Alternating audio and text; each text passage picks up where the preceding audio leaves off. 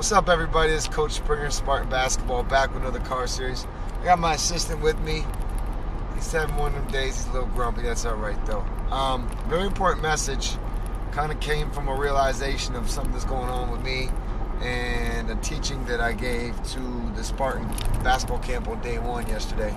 And basically talks, well, let me put it this way. There's some things that have been needing to change with just situations that are going on within Spartan and things that need to change and grow and go in different routes.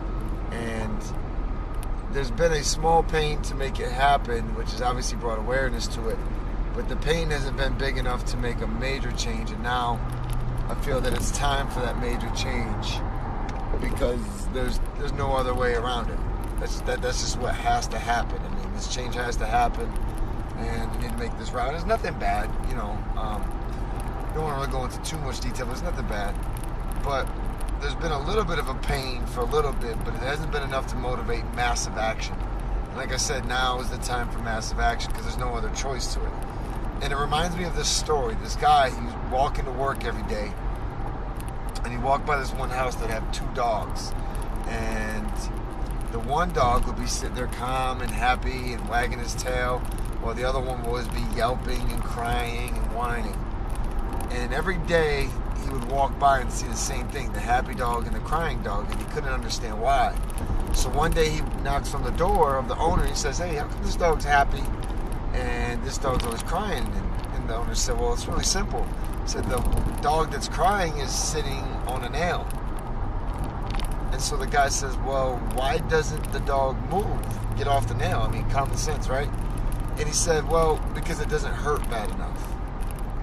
So basically he's saying the dog was willing to cry and complain and live with the pain because it didn't hurt bad enough for him to take action and move. And I think that's a very relative story to what I'm talking about here.